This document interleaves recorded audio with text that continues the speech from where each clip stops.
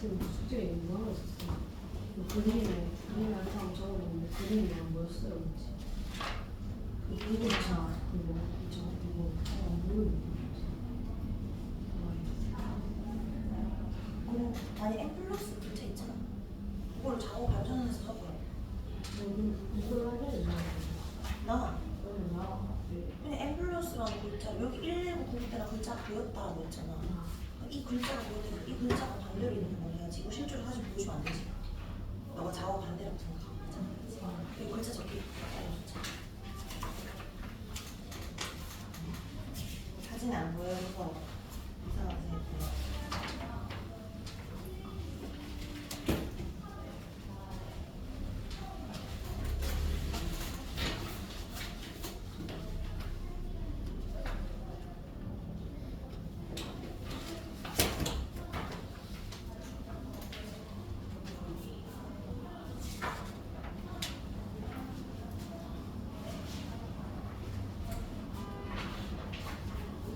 나도 되지.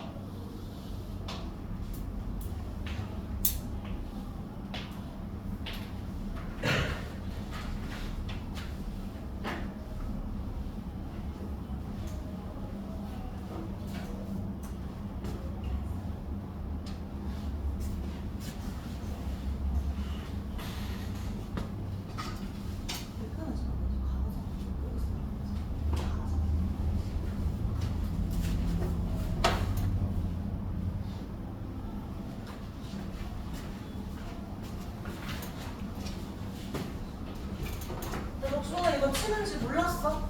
아니지? 치는지 알고 있었잖아. 왜 친다고 얘기했었으니까. 근데 이거 거울과 렌즈 한 번 더 쌤이랑 시험 끝나고, 그러니까 지금 이번 주부터 내신 대비 들어가잖아. 그래서 끝나고 한 번 더 작도 좀 더 자세히 그릴 거고 이거를 또 칠 겁니다. 그래서 오늘은 일단은 시험은 찾는 거 O, 세모 X 이렇게만 나가고, 그러니까 X는 원래는 제시였는데 제시를 따로 치진 않습니다. 이 내용이 중요한 게 아니고 이제 내신 대비 들어가니까. 그래서 일단은 조금 뭐 마음 편하게 조금 많이 덜 외웠다 하더라도 다음에 한번 더 칠 거니까 그렇게 보면 되고요. 그럼 30초 뒤에 채점을 할게요. 그래서 적을 수 있는 것만 빠르게 한번 적어봅니다.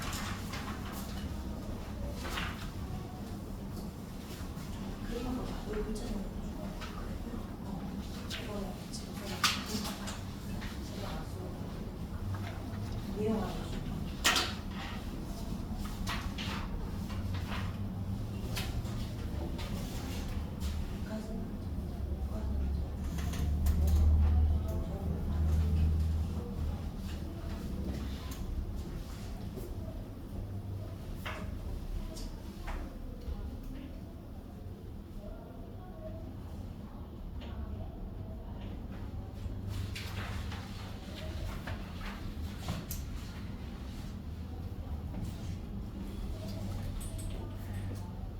이름 적었는지 확인하고요. 자, 그러면은 채점을 봅시다.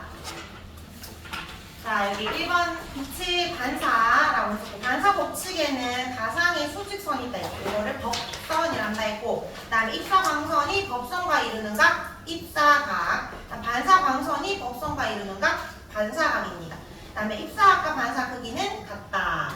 그 다음에 밑에 정반사는 일정한 방향으로 반사된다 또는 한 방향으로 반사되는 거고, 남반사는 여러 방향으로 반사된다. 예시에 정반사 대표적인 게 거울 있었지? 그리고 잔잔한 수면이 있었고요. 남반사는 종이, 그다음 출렁이 있는 수면, 그리고 뭐 있었지? 영화관 스크린이 있었다. 혹시 달 적었으면 달도 맞아요. 그 다음에 정반사 특징은 물질 상이 비친다 했고 한 방향에서 볼 수 있습니다. 남반사는 상이 비치지 않는다. 여러 방향 또는 어느 방향에서나 볼 수 있다. 입장에 평면 거울, 반사된 빛이 거울에 반사된다. 갈래 반사. 그 다음 두 번째는 상이 비친다. 세 번째는 뒤에서 상에서 빛이 오는 것처럼 느껴진다. 그 다음에 상의 크기는 실제 물체와 같다 또는 동일하다. 그 다음 모양은 좌우가 바뀌어 보인다. 상의 위치는 물체에서 거울까지, 그 다음 거울에서 상까지의 거리다. 그 다음 이용 전신 거울, 잠망경, 자동차 후방 거울 있습니다. 후방 거울. 그 다음에 장망경에는 두 개의 거울이 있으니까 두 번만 다 지금 거울이 어떻게 보여? 좌우로 바뀌어 보인다. 거울 위는 똑바로 보인다 라고 하면 됩니다. 별로 거울 사이에 빛을 어워하게 한다 했지? 빛을 퍼지게 한다 적어주고, 빛을 퍼지게 하니까 평행하게 입사한 요 빛이 좀 되게 그리잖아. 그럼 빛을 퍼지게 하니까 위아래는 퍼지는 그림, 근데 중간에 그대로 다시 뒤로 가면 됩니다. 자, 그러면 항상실보다 작고 바로 선상이다. 그다음 이용예시 자동차 오른쪽에 측면 거울 있었고, 도로의 안전거울, 편의점 감시거울, 숟가락 뒷면 있었습니다. 그리고 넓은 범위를 한눈에 보아야 하는 곳에 이용된다. 밑에 오목거울은 평행한 빛을 한 점에 모은다. 그럼 한 방향으로 날아가게 한다지. 한 방향으로. 평행한 빛이 이렇게 입사하잖아. 반사광선에서 중간에 있는 애들은 그대로 이제 나가지만 얘들은 모은다 했으니까 빛이 모이게 그려주면 됩니다. 이 모인 요 세 군데 한 곳에서 모인 이 점을 초점이라고 한다 했어요. 자, 그리고 상의 모습 초점 안 적어도 되는데 이제 한번 안 적었으면 한번 적어보세요. 상의 모습은 어떻게 보일까? 오히려 빛을 모으면 크고 바로 선상이지. 맞나요? 그다음 밑에 멀 때는 작고 뒤집힌 상입니다. 이용 예시 확대해서 봐야 되는 거울, 화상용 거울, 또 뭐 있었어? 치과용 거울, 그리고 숟가락 앞면이 있었고요. 빛을 모아야 하는 거는 성화, 체화 거울, 그리고 태양열 조리기. 그 다음에 빛이 곱게 나가게 할 때는 뭐였지? 자동차? 전조등이었어요. 그리고 하나 더 등대, 반사판 있었습니다. 등대. 자, 그 다음에 빛의 굴절. 빛의 굴절한 이유는 속력이 달라지기 때문이고, 굴절 방향은 속력이 느린 쪽입니다. 그 다음에 물질의 종류에 따라서 굴절한 정도가 다르다. 빛의 진행 속력이 느릴수록 굴절한 정도는 크다 했습니다. 그래서 다이아몬드 굴절 제일 많이 한다 했지? 그러니까 다이아몬드가 굴절하기 제일 작다. 왼쪽으로 부등호. 굴절한 정도는 다이아몬드가 제일 크다. 오른쪽으로 부등호. 굴절하기 작다는 것은 굴절한 정도가 크다라는 것을 의미한다. 크다의 동그라미. 속력은 공기가 제일 빠르고 다이아몬드 느리지? 왼쪽으로 부등호. 정도가 클수록 속력은 느리다입니다. 자, 그 다음에 이번에 물속의 동전이 떠올라 보인다. 위로 떠올라 보이고, 물속에 잠긴 빨대가 위로 꺾여 보인다. 그 다음에 물속에 잠긴 다리가 짧고 굵게 보인다. 호수의 물고기가 실제보다 크고 떠올라 보인다. 그 다음에 블록 렌즈에 의한 사항, 빛이 굴절되는 모습. 일단은 한 점에 모은다죠. 모은다. 얘는 입사한 빛이 얘로 나란하게 들어가면 이번엔 반사가 아니고 그대로 통과를 하는데 중간에는 그대로 간다고 했고, 두꺼운 쪽이니까 가운데로 모여야 되겠지? 요 동그라미 초점을 지나가게 하면 됩니다. 요 지점도 초점이라고 적어주면은 좋겠어요. 자, 상의 모습 빛을 모으는 거니까 크고 바로 현상. 근데 멀면 오히려 작고 뒤에 집회상이고, 오목거울과 비슷합니다. 오른쪽에 확대할 때는 무슨 안경? 확대하는 건 돋보기 안경. 무슨 안경? 원시 안경이죠. 그리고 돋보기. 빛을 모아야 하는 건 굴절 망원경입니다. 밑에 오렌지는 빛을 퍼지게 한다. 얘도 그대로 입사했다가 빛을 퍼질 때 얘는 좀 잘 그려야 되는데 중간에는 그대로 간다 했잖아. 얘는 그냥 퍼지는 게 아니고 뒤에 있는 점에서 나오는 그림의 각도로 퍼지게 해야 합니다. 자, 상의 모습은 빛이 퍼지니까 작고 바로 선상. 자, 블록 거울에 의한 상과 유사하다. 다음 뒤에는 근시 안경이고 자동차 안개 등 있었습니다. 밑에 왼쪽에 상이 멀리 비쳤잖아. 망막보다 더 뒤에 멀리 비치는 거는 멀리도 잘 보이는 사람 원시고, 망막 뒤에 맺혔죠. 주로 노인층입니다. 아니면 안구 길이가 짧은 사람이겠지. 그래서 블록 렌즈를 사용해서 빛을 모아야 한다. 오른쪽에는 가까이 비쳤습니다. 근시. 망막 앞에 맺혔고 청소년층입니다. 아니면 그 안구 길이가 긴 경우고 빛을 퍼지게 해서 뒤로 보내야 합니다. 자, 요거 그냥 쌤이 보고 그냥 잘 적은 친구들만 오고 아니면은 그냥 통과라고 적을게요. 그래서 일단 제시가 없으니까 뒤에서 앞으로. 그래서 그 시험 끝나고 다시 쌤 한번 공부하러 할 테니까 혹시 동그라미가 아니고 통과라고 적혀있는 친구들은 한 번 더 공부해가지고 오면 돼요. 다시 그때 공부해서 오라고 할게. 자, 그럼 일단은 이제 진도를 나갈 건데 그 책 쌤이 나눠줬잖아요. 여기 책 잠깐 볼까? 책이랑 위클리 나눠줬거든. 2개. 이제 노란색 책이지. 노란색 그 우리 중1 교재랑 워크북은 안 챙겨와도 됩니다. 알겠지? 시험 칠 때까지는 안 챙겨와도 되고, 항상 그 쌤이 위클리 나눠줄 거야. 이거 주간지. 요거랑 책이랑 2개 들고 다니면 되고, 일단은 아마 너희가 1단원, 2단원 나갈 확률이 높은데 지금 학교에서 1단원 다 안 끝났지? 동본 어디 하고 있어? 어디 하고 있어? 호양? 그리고 또 하은이는? 2단원? 힘 나갔어? 2단 하지 않나? 판의 경기하고 있어 혹시? 네? 호양 끝났어? 호양 하지 않았어? 안 했어요. 광고라고 있어? 네. 유빈이는? 아, 일단 안 끝났어. 1단원 지금 아직 하고 있으니까 일단은 여기 1단원 직권을 변화하고 다음 주쯤 되면 너희가 이제 1단원 끝나고 2단원 나가는지 3단원 나가는지 알려주면 그 다음에 이제 2단원 책이든 3단원 책이 나눠줄게요. 그래서 일단 오늘은 요거 숙제인데 다른 반에는 그 1시간 만에 1단원 다 나갔더라고. 그래서 숙제 다 해와 끝 이렇게 그때 쌤은 다는 아니고 암소까지만 하려고요. 그래서 일단은 제대로 풀어오는 게 좋아서 이거 하고, 또 위클리도 숙제인데 위클리 잠깐 펴볼래? 위클리 노트 제라비 펴보세요. 여기 보면은 오늘 쌤이 할 게 암석까지 나간다 했잖아. 제일 위에 보면 오늘 수업 1, 1-1 지국에 있지?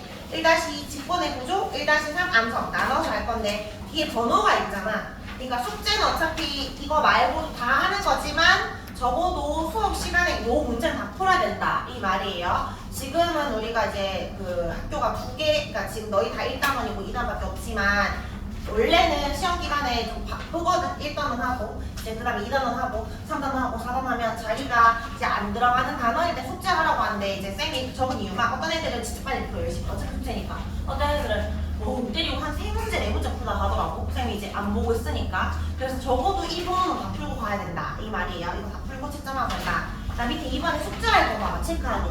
날짜가 있고 숙제한 날짜를 적으라는 거고 오늘 숙제 미리 알려줬지? 숙제 뭐예요? 라고 하지 말고 숙제 적어놨어요. 몇 쪽에서 몇 쪽까지 라고 적혔어? 3에서 66쪽까지가 숙제입니다. 이거 중간에 이론도 있고 답지도 있는 거라 가지고 그냥 끊어서 세 번 말하기 귀찮아서 그냥 366이라고 했으니까 그렇게 안 많아요. 그리고 뒤에 보면 스스로 체크해가지고 문제 풀기, 채점하기 적혀있는 거 보여?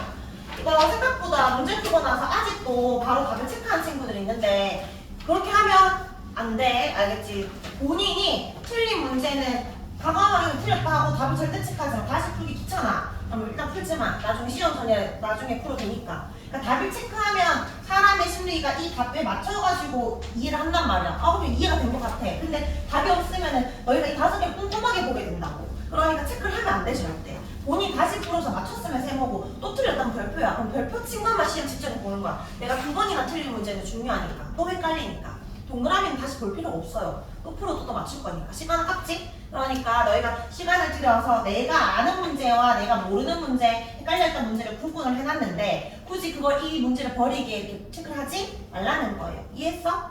쌤이 이거 강조를 했어요. 답을 절대 바로 체크하지 마세요. 다시 풀어야 되는데 귀찮다, 시간이 없었다, 그러면 그냥 고치지 말고 놔두고라는 거지. 자 그리고 위클리 빈칸 채우기는 뭐냐면 중간중간에 우리 워크북처럼 빈칸을 채워놨어요. 그러니까 빈칸을 너희가 다 적어서 오면 돼. 그러니까 워크북이라 생각하고 다 해서 오는 거고. 자 그다음 우리 정화도 그렇고 우리 나머지 친구 다 위클리 제일 마지막에는 1번부터 10번까지 10문제가 있습니다. 제일 마지막 페이지로 봐봐. 이게 쌤 말을 열심히 안 듣는 친구 나중에 이런 게 있었어요 하는데 쌤이 분명히 있다고 말을 했어요. 1번부터 10번까지 우리 한 문제당 10점이라고 적혀있죠. 1일 테스트는 웬만하면 앞으로 이제 제시 같은 게 없고 동그라미 세모 X나 아니면 뭐 통과나 아니면 테스트를 안 친다할 때 있는데 이걸로 쌤이 알림장 나갈 거야. 그러니까 100점 만점으로 10문제 다 맞추면 100점, 한 문제 틀리면 90점. 답지가 없잖아. 그러니까 쌤이 채점을 할 거야. 그러니까 다음 주에 너희는 이거를 가지고 와야 돼. 주간지니까 매주 나눠줄 거고 이걸 나한테 주면 채점했다가 다시 나눠줄 겁니다. 그 다음 주. 이해했지? 이해했어? 숙제가 뭐죠?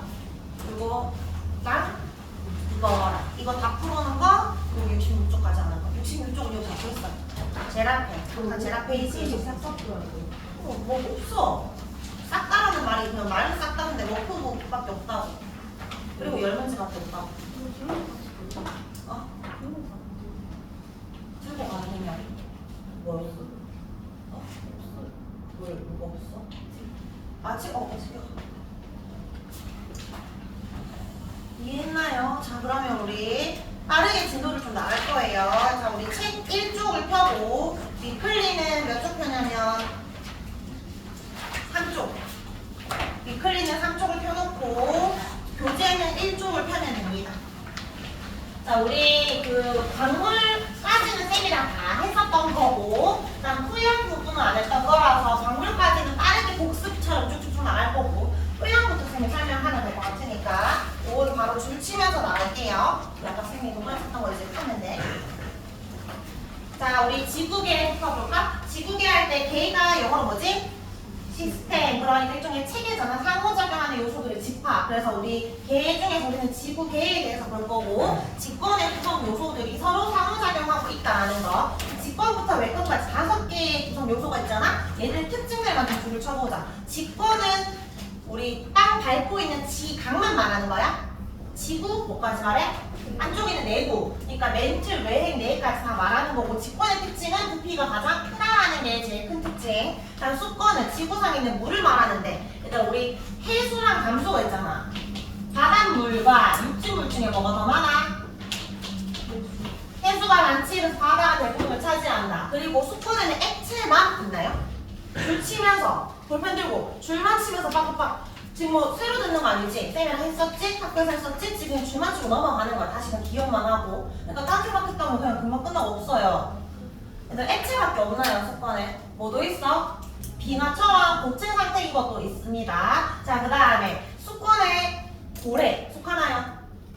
고래는 뭔데? 수권에 살고 있는 생물권이지. 뭐 새들은 기권에 살고 있는 생물권들이지. 그러니까 이제 그냥 수권에 살고 있다고 해서 수권에 넣으면 안 됩니다. 그다음 기권은 지구를 둘러싸고 있는 대기. 그러면 우리는 호흡에도 필요하고 식물은 광합성에도 필요하지. 필요한 기체를 제공해주기도 하지만 어떤 적당한 온도를 유지시켜주는 역할도 합니다. 그다음에 생물권은 아까 말했듯이 땅에 살고 있는 생물 우리처럼 고래처럼 수권에 살기도 하고 기권에 살기도 할지 그래서 넓게 분포하고 있다. 그다음에 외권은 우리 태양 에너지 원이라든지 달이나 햇빛 등이 있는데 외권은 주로 무슨 권이랑 상호작용해? 외권은 기권과 상호작용하고 있다. 서로 상호작용한다라는 걸 보면 되고 자, 그 다음에 이 지구계 안에서 예를 들어서 바닷속에 있던 수권 이 바닷물이 증발하는 수증기가 될지 무슨 권으로 바뀌어?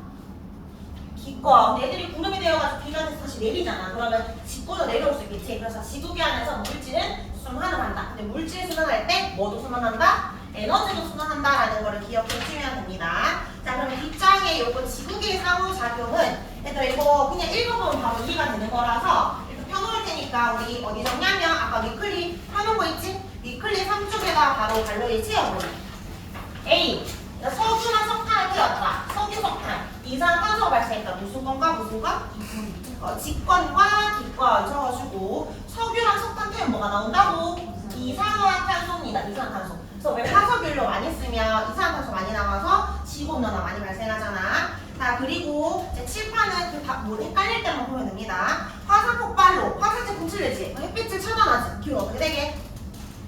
낮아집니다. 그럼 화산 폭발하면 왠지 뜨거워서 기온이 높아질 것 같지만 낮아집니다. 밑에 파도가 해안을 깎았다. 동굴 생겼다. 파도 무슨 권?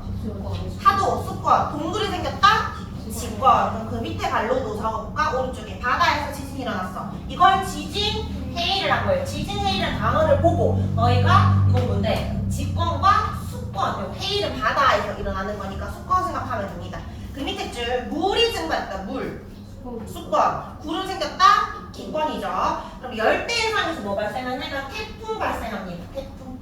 이거 기권에 넣어야 돼요. 수권과 기권에. 그 다음에 식물은 뭐를 통해서 이산화탄소 흡수한대? 뭐겠어? 광합성이고. 식물 나왔네. 생물권이고. 그 다음에 기체 나오네. 기권입니다. 그 다음에 생물체가 죽어서 토양의 성분이 바뀐다. 그럼 이것도 생물권이고. 토양의 성분 바뀌는 거니까 직권이지. 자, 그리고 생물체가 땅속에 묻히면 시간이 오래 지나면 뭐가 돼? 석탄이나 석유가 되는 걸 뭐라고 하죠? 화석연료라고 합니다. 아주 오랜 시간에 지나면 이 그 사체라든지 배설물들이 화석연료가 된다. 그 다음에 바다에 다양한 생물이 살고 있다. 바다 무슨 권? 수권. 생물은 생물권. 그 밑에 태양의 영향으로 그 지역에 오로라가 생기지. 이거 태양 외권이죠. 오로라는 기권이죠. 그럼 요거 또 다른 특징이 뭐 있냐면 유성이 있습니다. 유성 뭐더라? 활동별이지. 떨어지는 거. 왜 떨어지는 거야? 왜 사라지는 거야? 이 유성이?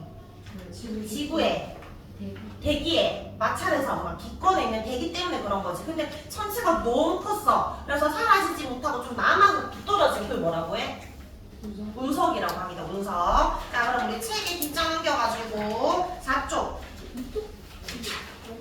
3쪽부터는 3쪽에 요 2번, 7번, 13번, 34번 네 문제 풀 건데요. 자, 2번에 지구계의 구성 요소가 아닌 거. 자, 일단은 1, 2, 3, 4, 5번 중에 눈에 익히는 걸 다 먼저 체크해봐. 자, 체크했나요? 그거 다 해야 되는데. 그럼 집에서 하는 거고 쌤이랑 중간중간 하는 거야. 자, 구성 요소 아닌 거 체크했지? 얘들아, 시험 대비 교재하는 거야. 이거 위클리는 잠깐 하고 시험 대비 교재에 번호를 말하고 있는 거예요. 잘 듣고 빠르게 따라오세요. 구성요소 아닌 거 몇 번이야? 5번이지. 시험 대비 교정하고 있어요.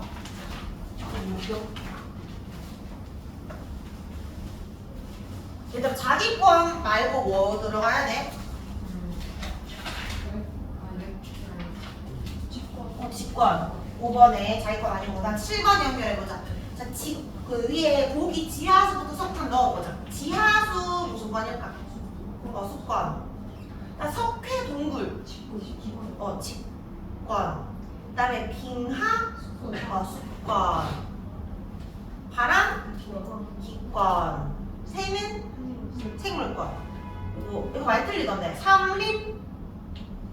식물과 삼림은 나무들이잖아. 나무들. 나무. 생물. 그다음에 지진, 해일 어디서 일어나는 거지? 해. 바다에서 일어나는 거야. 수권이죠. 그다음에 석탄 어디 쌓여 있어? 직권에 석탄과 석회성분 직권입니다. 자, 뒷장에 13번 수권에 대해서 옳은 것. 지구에 존재하는 물이다. 액체 상태 물만 포함한다. 뭐도 있지? 빙하. 바다가 대부분 차지한다. 맞죠? 자, 한 장, 두 장 넘겨가지고요. 자, 34번.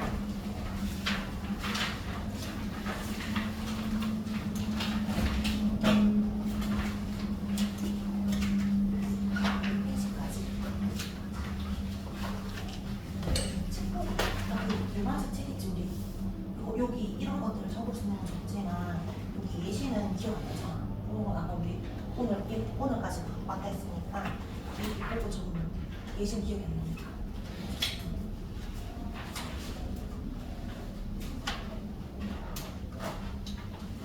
자, 34번에 물이 증발해서 불은 만들어진다. 무슨 권과 무슨 권이지? 기권과 수권이니까 기호는 C. 밤하늘에 유성우 나타난다. 밤 하늘에 유성우는 기권에서 보일 거 아니야. 그럼 무슨 권이랑? 외권이랑. 그래서 G. 생물이 이용해서 호흡이나 방합성이다. 무슨 권? 생물권과 기권이니까 기호는 D. 토양은 무슨 권? 직권. 식물은 생물권. 그러면 기호는 2가 됩니다. 잘했고요. 자, 지국에 넘어가고 책 쭉 넘겨서 페이지 17쪽 갑니다. 지구계는 문제 거의 한 문제 정도 나올 거고, 이 지구 내부 조사부터 이제 외울 것들이 생기는데, 얘들아, 지구 내부를 조사했더니 지구가 크게 4개의 영역으로 나뉘어지잖아. 가장 바깥에 뭐 있었어? 지방. 그 다음에 그 안에 멘트. 그리고 그 안에 핵이 있는데, 또 핵을 외핵과 내핵으로 구분하지. 외핵과 내핵으로 구분하는 이유는 상태가 다르니까. 다 본체가 아니고 유일한 액체인 거 누구? 외핵만 상태가 우리가 액체 상태다라고 추정을 하죠. 액체 상태라고 추정하는 이유가 에스파가 통과하지 못하기도 하고, 또 하나 더 있잖아. 피파가 통과는 했지만 속도가 느려져서. 그럼 우리가 이제 추정한 근거는 뭐를 보고 생각하는 거야? 지진파의 분석. 무슨 변화? 속도가 변화가 된 것을 보고 뭔가 속도가 갑자기 빨라졌네, 느려졌네, 같은 고체지만 물질의 종류가 다르겠다. 아니면 에스파가 통과하지 못했으니까 얘는 물질의 상태가 고체가 아니겠다라고 판단을 한 거지. 자, 그럼 우리가 지구 내부를 조사할 때 이 전체를 봤던 거는 지진파로 본 거니까 이건 직접적인 방법이야? 간접적인 방법이야? 간접적인 방법이었다. 실제로 지구 반지름이 몇 킬로미터죠? 6,400km. 이걸 다 물려면 직접적인 방법은 한계가 있다라는 거지. 자, 볼까? 우리 직접 땅을 파서 조사하는 건 무슨 법? 시추법. 아니면 화산 폭발했을 때 나오는 물질을 봐도 되지만 화산 물질물이 6,400에서 나오는 거는 아니니까 여기 오른쪽에 여기 서술형으로 문제 나올 수 있어요. 직접적인 방법의 장점은 뭐냐면 말 그대로 직접 얻을 수가 있어서 좋아요. 근데 단점은 전체를 볼 수가 없다. 한계가 있기 때문에 지구 내부 전체 구조를 알아냈었다는 거지. 우리가 전체 구조를 알아낸 거는 직접적인 방법이 아니었어요. 간접적인 방법이었고, 자, 여기 간접적인 방법에는 지진파 분석 말고도 운석을 연구한다. 운석은 진짜 지구 광물은 아니잖아. 맞지? 외부에 나왔던 천체들 비슷하니까 그런 식으로 볼 수도 있고, 아니면 지구에 있는 광물을 직접 우리가 만들어서 합성할 수도 있고, 아니면 인공위성 촬영을 하면서 지표가 조금씩 변했네, 옛날 자료에 비해서. 그런 것도 있는데, 이 4개 중에서 우리가 지진파 분석을 제일 효과적이라고 생각하는 이 이유는 뭐냐면, 이걸 말할 수 있어야 돼. 지진파 분석이 왜 효과적이야? 라고 하면 아까 지진파의 속도가 변한다라고 했잖아. 속도도 변하지만 방향이 직진하지 않고 꺾이기도 하거든. 꺾였다라는 건 뭔가 물질 상태가 달라졌다는 겁니다. 그러니까 뭐에 따라서? 물질의 상태, 고체냐 액체냐에 따라서, 또는 종류, 활발함질함석이냐 강남함질함석이냐 현무함질이냐, 종류에 따라서 방향이 꺾이기도 하고 속도가 변하기도 합니다. 그래서 이걸로 우리는 이제 조사를 한다. 자, 그러면 뒷장 좀 지진파에 대해서 좀 더 자세히 보면요, 지진은 지구 내부에서 땅이 흔들리는 것을 말하는 발생한 요 지점을 뭐라고 하지? 진원. 진원. 그러면 진원이 발생한 지점에서 우리가 살고 있는 이 지표 부분을 뭐라고 해? 진앙이라고 하죠. 그래서 진원지가 가까우면 변동이 그러니까 흔들림이 커 작아.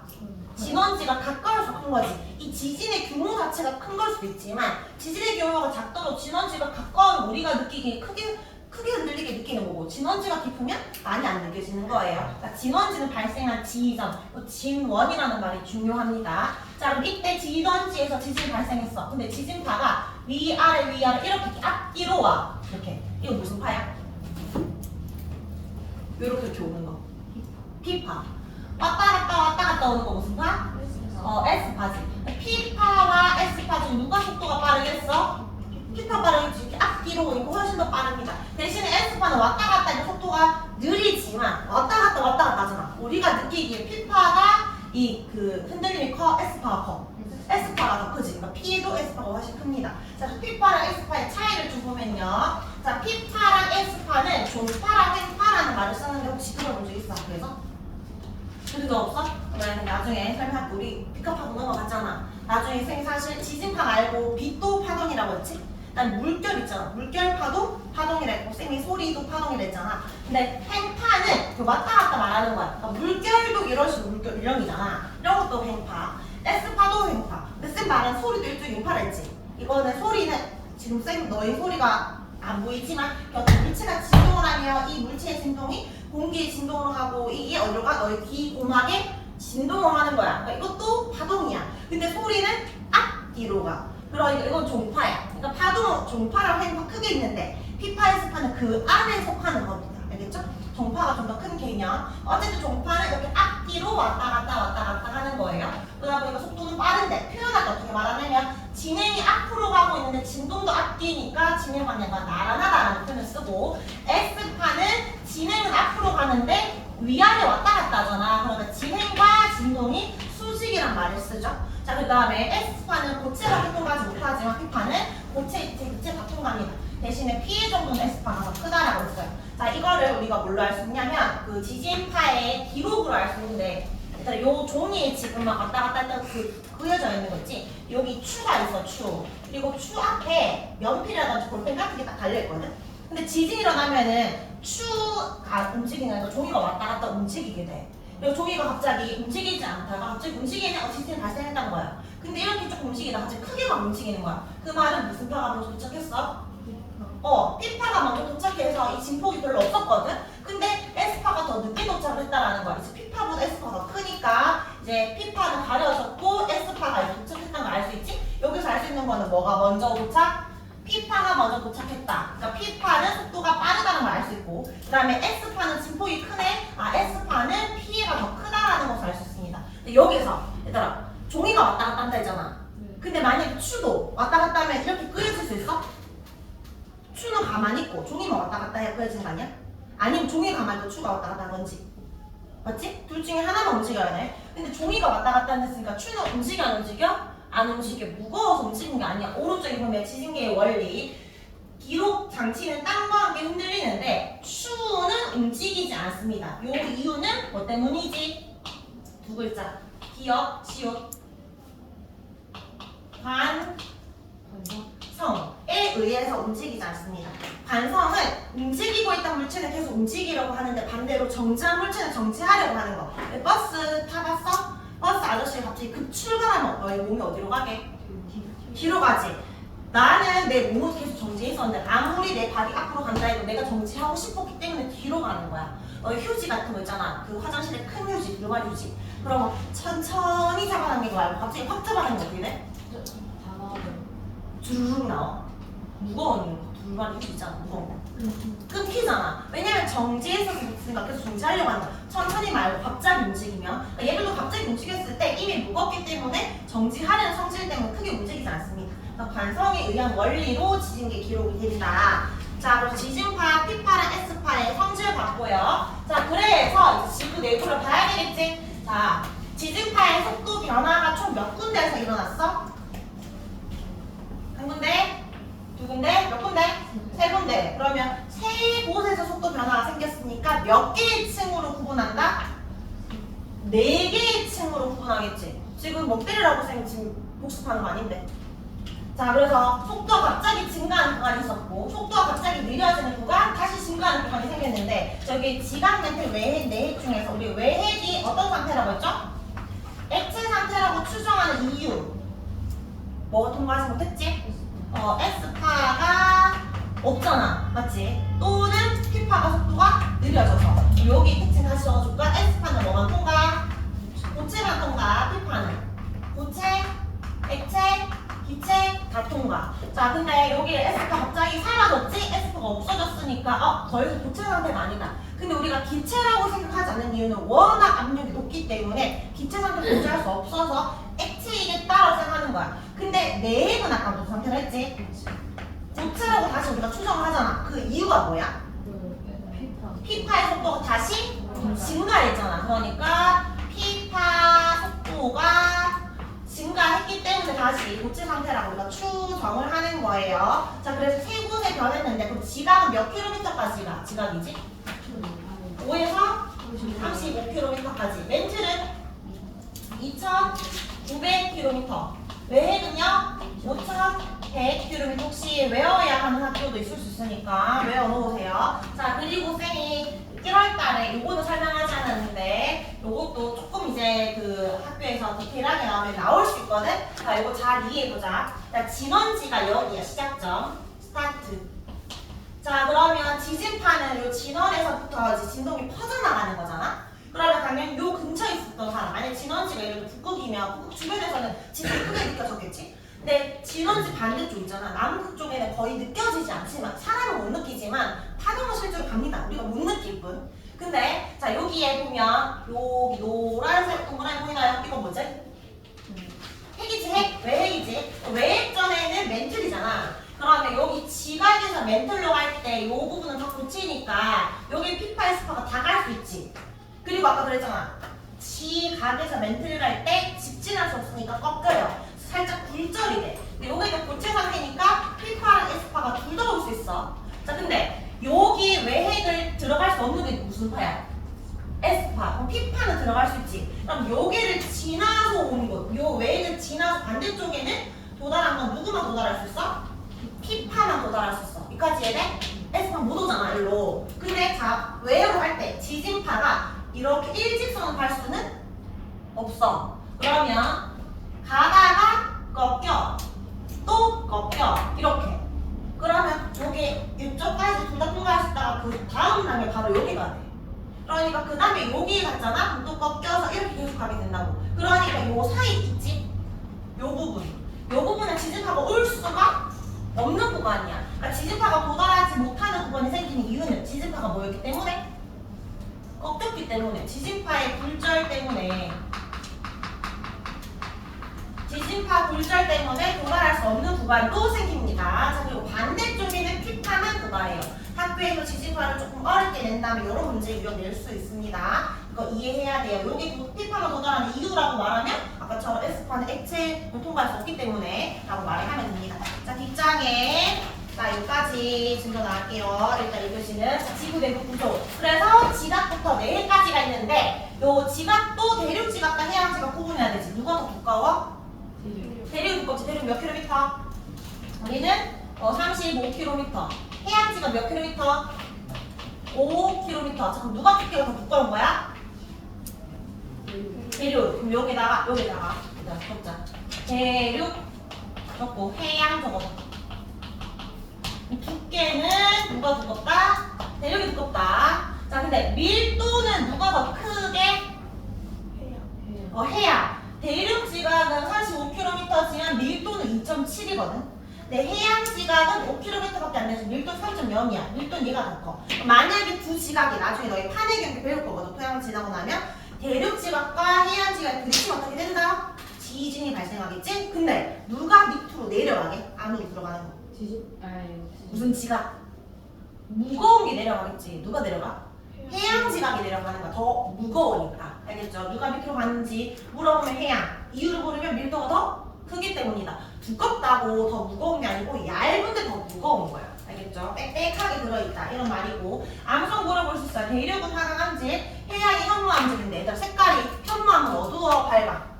어둡지? 화강은 밝지? 약간 바닷속 물 안에 있으니까 햇빛 밑바닥에서 어둡다 이렇게 생각을 하세요. 외울 때. 알겠지? 바다가 어두운 현무암, 대륙 햇빛 보고 있는 밝은 색깔 화강암체 남석이다. 자 그리고 요거 실험 많이 보실 거예요. 자 우리 물에 나무도막이 A는 두꺼운 나무도막, B는 얇은 나무도막이 있다면 A가 무슨 지각이겠어? 대륙 지각이겠지. 근데 위에 많이 두꺼운 게 아래쪽에도 많이 깊게 잠겨있지. 이거 뭐 묻는 거냐면 모호면 물을 거야. 모호면이 뭐지? 풀 내인 거다. 모호로 빛이 불려성면. 그러면 지각과 멘틀 사이 요 면을 뭐라고 한다? 모호로 빛이 불려성면. 모호면. 그럼 여기 그 멘틀과 외액 사이에서도 불려성면이 있고 외액과 내액도 면이 있는데 여기 구텐베르크면 레반면이라는 게 있지만 이걸 학교 안 배웠으면 몰라도 되고 우리가 이건 외워야 돼요. 근데 모호면의 특징이 뭐냐 하면 자 대륙지가 위로 솟았을수록 모호면도 깊게 내려가 있어. 근데 이 모호면의 모양 안 보여줄 거라고. 그냥 여기 A 지점과 B 지점을 보고 어디가 모으면 더 깊을까라고 하면 높게 솟을수록 모으면 더 깊다라고 말을 해주면 됩니다. 모으면 지각이 두꺼울수록 깊이가 깊다. 그러니까 위를 많이 떴을수록 밑에 많이 가라앉아 있으니까 대륙 지각 쪽이 더 모으면이 깊다라고 생각하면 돼요. 모으면 좀 일정하지 않지? 그러니까 불려준 면입니다. 자 그럼 이제 지각 다 봤고 지각은 고체, 멘틀도 고체인데 뭐 있는 고체? 약간 그 액괴 같은 거 있잖아. 말랑이처럼 완전 말랑하진 않지만 그런 식으로 살짝의 움직임이 있을 수 있는 고체라고 생각을 하면 되고 자 외핵이 액체, 내핵은 고체, 얘만 유일한 액체다. 자 그 다음에 우리 밑으로 내려갈수록 뭐가 커지게? 외핵 내려갈수록 온도 뜨겁겠지 또 압력 또 무겁다는 걸 뭐라고 말해야 되지? 무겁다는 아까 대륙가 밀도 밑으로 내려가서 밀도가 큽니다. 자, 여기 보면은 밀도도 4개 제일 커, 온도도 4개 제일 커, 압력도 4개 제일 커. 처음에 지구가 만들어질 때 무거운 거 가라앉았을 거 아니야. 가벼운 게 떴을 거고 그럼 당연히 안으로 갈수록. 그러니까 여기 보면은 밀도가 현무암 때 3.0이지. 근데 여기 그 멘틀 보면 3.3에서 6.0이죠. 점점 무거울 수밖에 없어요. 무거우니까 가라앉았다 라고 보면 되고 혹시 암석을 또 이것도 모르면 너희가 반만함지를 기억을 하면 됩니다. 그리고 여기 보면 온도랑 압력은 쉽거든. 내핵, 외핵, 멘틀, 지각. 근데 밀도는 더 물어보는 게 내핵, 외핵, 멘틀. 다음에 지각을 또 나눈다. 아까 말했듯이 해양 지각이 더 밀도 크다. 밑으로 갈수록 무겁고 뜨겁고 압력도 크다라고 보면 됩니다. 자 그리고 나머지는 여기 중간 좀 칠까요? 멘틀은 전체 부피의 80% 차지한다. 그 다음에 외핵과 내핵 둘 다 찰각 이태일인데 얘는 녹아 있고 얘는 고체 상태다. 자 그럼 이것도 문제 풀게요. 여기 번호 지금 몇 번이냐면 1번 지구 내부 조사하는 방법.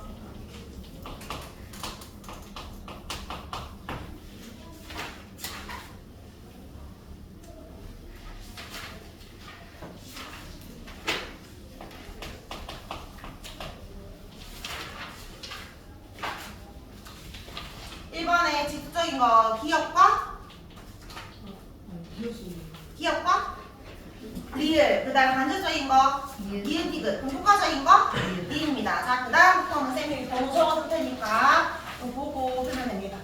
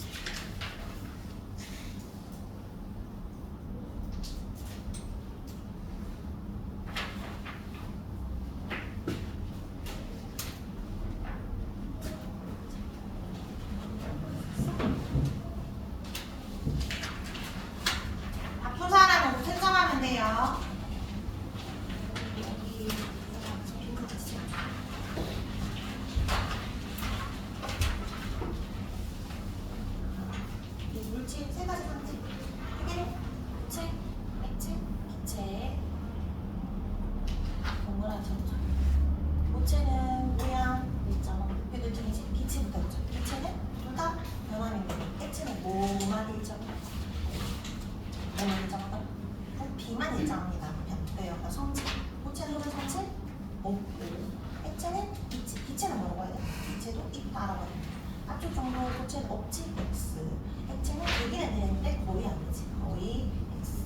기체는 잘 된다. 동그라미. 압축 정도에 우리 여기 밑에 보고 할 건데 쌤이 여기 보죠. 안개 넣죠. 안개죠. 안개. 눈에 보이지? 이제 일단 불은 그죠? 그다음 수증기. 수증기는 일단 보이니까 기체. 김은 기체. 그다음에 밀가루 아주 작지만 기체. 그럼 우리 방금 적었던 거 지워봐. 지워서 지워놨지? 나머지는 이렇게 가보면 되고요. 지워보자.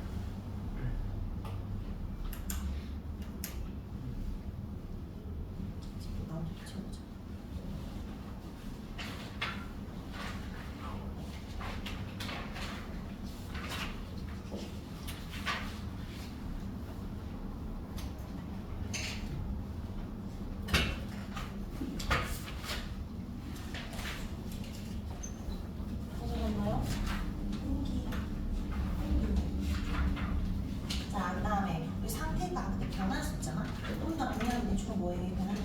온도에 의해서 여기가 무슨 상태인지 일단은 제일 열렬한 거 여기 이 상태로 여기 그립니다.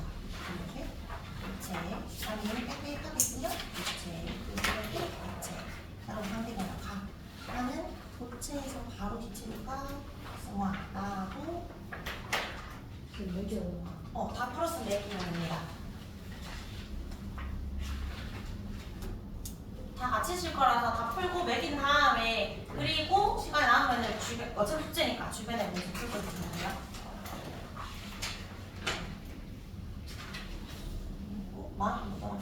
기체로 가는 거 기체로 가면 액체로 가면 액화. 그다음에 가열할 때는 기체로 가야 돼. 고체로 가야 돼. 점점 뜨거워져야 되니까 기체. 또 가야겠지? 그다음에 해가 뜨거워져서 보면 기체로 가야 되니까 액체에서 기체로 가야 되고 액체에서 기체로 가야지. 따라가지고 가로 있고 마도 있고 그리고 뭐 있어? 고체에서 액체 다 있지. 다가 아마 내 모두 랭가가 반대입니다. 자 그리고 우리 양초를 태울 때 불을 붙이잖아. 고체가 녹는다 이거 뭐라고 해야지? 녹는 거 용해. 일단 두 번째 걸 띄우고 세 번째 거. 근데 흘러내리다 다시 푸면 온거지. 내 양초 상태가 용해라는 걸 하나 더 있어. 액체 양초가 심지어 더 올라가면 사라지잖아. 물이 나면서 사라져서 기체가 되죠. 기체가 되어서 녹는다. 이걸 뭐라고 해? 틀린 거 다시 붙여야지. 기체가 된다. 자 이제 요번에 인덕션이에요. A. 자 물이 끓었다. 물이 끓는 거라고 해. 증발하는 거 다른 말로 액체 기체되는 기화. 뜨거운 수증기가 다시 차가운데 닿으면 다시 올라오는 건 액화. 근데 오른쪽에 아이오텐이었나? 그라에스처럼 순화성 물질이지. 얘는 바로 기체가 될 거예요. 그러니까 고체가 기체가 되었다가 얼음 밑에서 다시 고체가 될 겁니다. 고체가 기체되는 것도 성하고 얼음 밑에 요 부분도 또 고체가 돼서 또 성화가 된다. 그래서 여기 가열할 때 내막할 때 상태별로 적었고요. 저 뒷정리 해볼게요. 자, 그 다음에 상태 변화할 때 여기 3번부터 상태 변화에서 부피 변화 안 변해? 부피 변해. 변화 동그라미. 자, 변화 이유 아까 여기 너희 적었지? 변화 이유가 오른쪽으로 갈 거다 왼쪽 갈 때 뭐가 달라져? 입자 사이에 뭐가 달라져? 거리가 멀어지거나 가까워지지. 이유가 뭐래? 입자의 뭐가 달라지지? 입자의 배열이 규칙적인데 불규칙적이잖아. 그러니까 뭐가 달라져서 입자의 배열이 규칙적이냐 불규칙적이냐에 따라서 뭐가 달라져? 입자 사이에 거리가 달라지지? 그럼 뭐가 달라진다? 부피는 달라진다. 아 근데 여기 4번 볼까? 네, 상태에 따라 부피는 변하지만 뭐는 일정하다. 질량 일정하다. 질량 일정한 이유 정도. 입자에 뭐가 달라지지? 거리만 달라졌을 뿐 뭐는 변함이 없지? 입자는 달라. 뭐가 달라지지 않아? 개수가 그대로지. 입자에 가져가야 돼. 개수가 그대로니까 질량 인정해. 거리가 달라져서 부피 커졌지. 근데 개수도 가잖아. 그러니까 무거워지거나 가벼워지면 두 번째, 질량 말고 성질도 안 변해요. 성질이 안 변하는 이유는?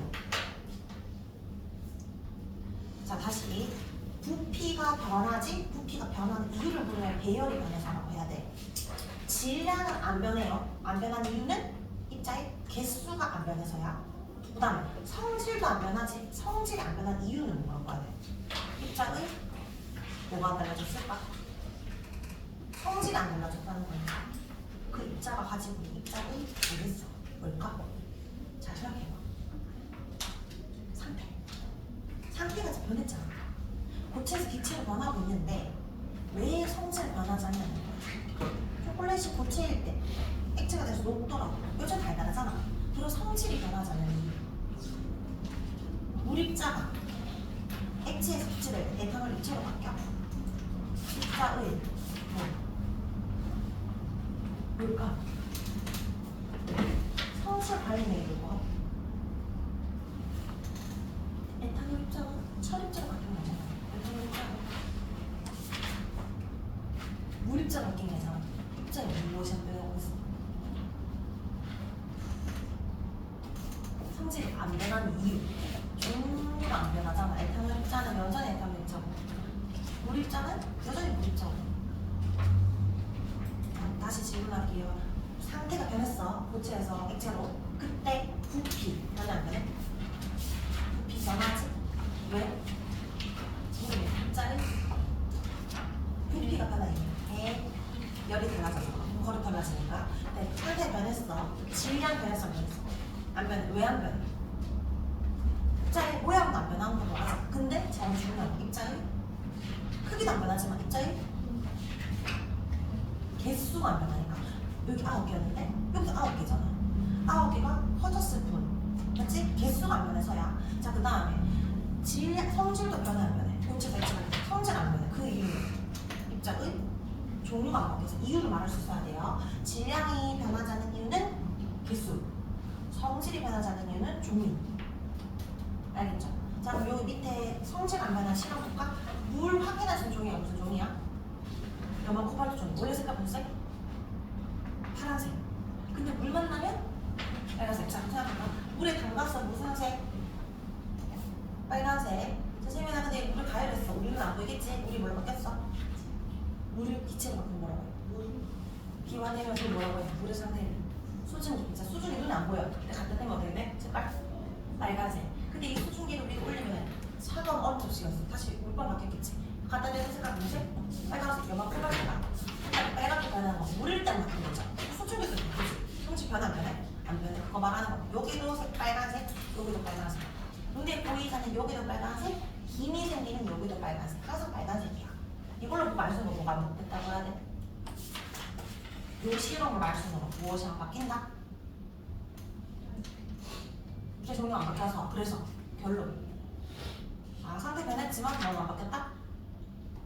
성질은 안 바뀌었다라고 말을 할 수 있어야 돼. 여기서 알 수 있는 걸 적으면. 자, 여기서 발로 채우자.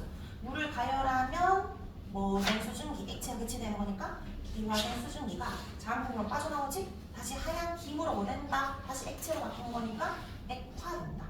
아, 그럼 요 밑에 물은 상태는 변했지만 뭐는 안 바뀌었다? 성질은 변하지 않는다. 이걸 봐야 돼. 자, 그러면 성질 안 바뀌어요. 질량도 안 바뀌어요. 근데 뭐는 바뀐다? 부피는 바뀐다. 자, 그럼 바뀐 이유 적자. 자, 우리 융의 기화성화. 즉 기체로 간 부피는 증가하지. 이유는 기체 배열이 불규칙적으로 바뀌니까 거리가 멀어지기 때문에 멀어짐으로 아니면 멀어져서 이유로 적어볼게요. 멀어짐으로 아니면 멀어져서 이렇게 이유죠. 집을 멀어짐으로. 반대로 고체로 가면 감소하는 이유는 배열이 규칙적으로 바뀌어서 입자 배열 거리가 가까워지기 때문에 가까워져서 가까워지는 그런 부피는 누가 예쁘다? 그치? 그러면 고체, 액체, 기체지. 근데 예외가 있지. 그 예외가 누구야? 물. 근데 물이 아무리 예외라도 무조건 입자 배열이 제일 불규칙하게 제일 먼저 누구여야 돼? 기체여야 돼. 그러면 부피의 변화가 없는 건 기체야. 그러면 고액기가 아니고 뭘로 바뀌었다는 거야? 부피가 기체가 액고기가 된다는 거지. 맞지? 원래는 고액기여야 되는데 액고기에 들어가 물이 얼면 오히려 부피는 커진다는 거잖아. 왜 커져? 물이 무슨 모양이겠지? 기억나? 눈 모양 고열장이 있잖아. 이거 이렇게 그렸었는데 꼭 지적 그려. 육각형의 구조로 배열되기 때문에 육각형 안에는 뭐가 생겨? 빈 공간. 빈 공간이 많은 육각형으로 만들어져서 오히려 커지는 거야. 자, 근데 밑에 밀도 땡땡 밑에다가 갈로에 밀도 밑에다가 알려줘. 부피분의 질량이 적어. 밀도는 부피분의 질량이거든. 근데 선생님 아까 질량은 일정하다 했지? 질량은 X죠. 질량 X. 그렇지? 질량 X. 질량 어차피 일정하잖아. 그러니까 부피분의 1과 똑같은 거야, 밀도는. 그러니까 무슨 관계야? 밀도는. 부피랑 반비례지. 반대로 적어. 액고기가 아니고 반대로. 액이지. 고체가 무겁다는 거야, 액체가 무겁다는 거야. 액체가 무겁다는 걸 어떻게 할 수 있어? 너의 물에 얼음 올려봐. 얼음이 가라앉았다. 얼음 뜨지? 왜 물이 더 무거우니까. 액체가 밀도가 제일 크다는 그런 이유예요. 됐나요? 짠. 자, 이거 열 에너지는 이따 하고